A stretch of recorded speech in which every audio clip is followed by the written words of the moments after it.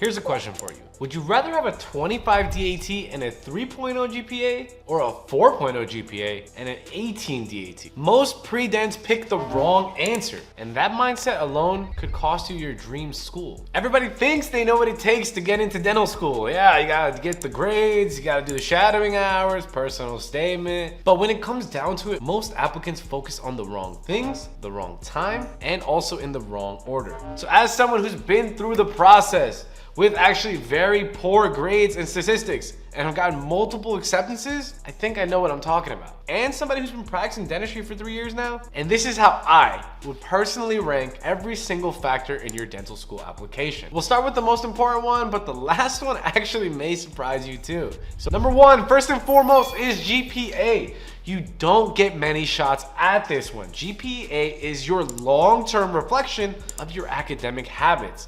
Are you consistent? Are you able to handle a heavy workload over time? You see, the problem is people realize too late how hard it is to recover from a bad GPA. Ask me how I know. I had a 2.9 undergrad GPA. It's just not like the DAT. You can't just study for 3 months and magically just bounce back from an 18 to 21 like you can on your DAT.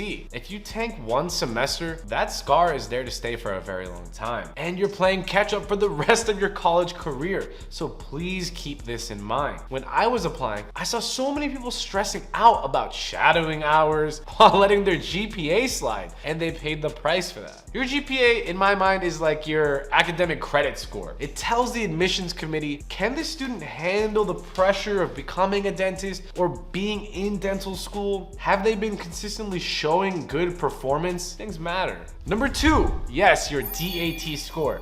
It is easier to fix your DAT than your GPA, but that doesn't mean that the DAT is not that important. Because after all, the DAT is the standardized equalizer, right? It cuts through GPA inflation. Schools know that not all colleges grade the same, but everyone must take the same DAT exam. That's why it's a powerful data point from them. My classmates at NYU went to private school for undergrad, where you just paid an extra hefty sum and they just gave everybody A's. And now you have these kids, the whole class has a 3.98 GPA, and obviously they're applying to dental school. Probably helps you, right? It's kind of one of those pay to play opportunities in private school education. So that's not really fair for somebody like me who went to public university and got destroyed from the competition and how brutally honest they were at cutting out kids trying to become pre-med and pre-dental. And personally, because I had a shitty GPA, I had to treat the DAT like a full-time job for 3 months. And guess what?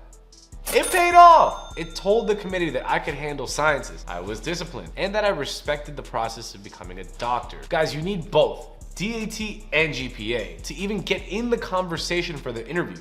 If those two things are not strong, everything else just doesn't matter. Your personal statement, your rec letters, your background, your own personal story, it's just damage control at that point. Number three, your personal statement. This is where things start to get a little interesting, because your personal statement isn't about just checking a box. I like to look at the personal statement as the first time that an interviewer or an admissions committee member is getting to know you personally. They get to understand your struggles, what you've been through, what lit the fire inside of you, and what kind of dentist you're probably gonna be. I always tell the kids asking me for advice, a good personal statement tells your story, but a great one makes them feel it. When you're writing a personal statement, you want to transmit energy and emotion from these personal statements. I remember about writing about my journey from a nervous undergrad, constantly doubting myself, lacking purpose, shadowing dentists, and explaining to them the path that I took to get there. But if your statement doesn't make the reader stop for a second, reflect, or even smile a little bit while reading it, it's not doing the right thing.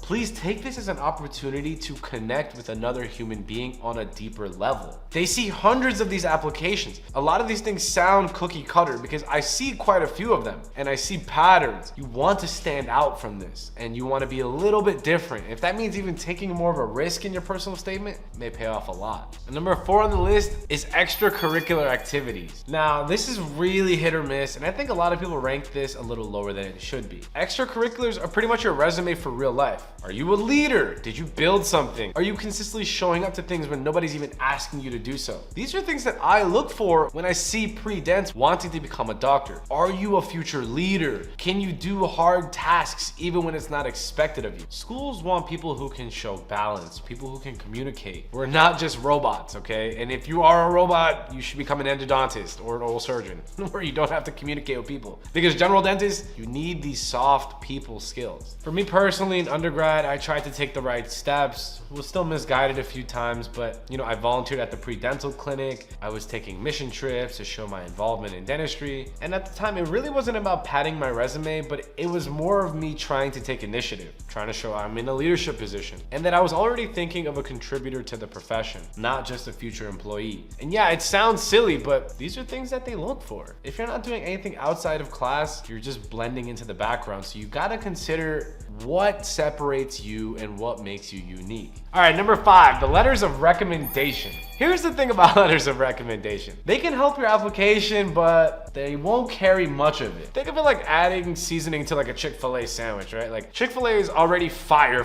Now, if you add some like Sazone or put a little bit of sriracha sauce on it or something, like yeah, it can be better, but it's already good. Like if you have a good product, you don't need the seasoning. But imagine a really bland dish and you add a little bit of salt on it and it takes it from like a 6 to an 8.5, right? Can have a good impact. I read letters of recommendations all the time. Oh, so-and-so was in my class, they did well, they ranked 75 out of 80, and they're a good person. Sincerely, professor, whatever. That does nothing for you because it seems like those letters were written out of obligation. You really want to pick and choose the people that you're using to speak on your behalf. I've also seen really good letters of recommendation where they go in depth about the person's character and their willingness to become better and help other people, ask deep questions. So I've seen both sides. But the reason that the letters of recommendation rank really low is because a lot of people fudge this stuff, okay? 1, ChatGPT is being used like crazy for letters of recommendation. Throw that out there. 2,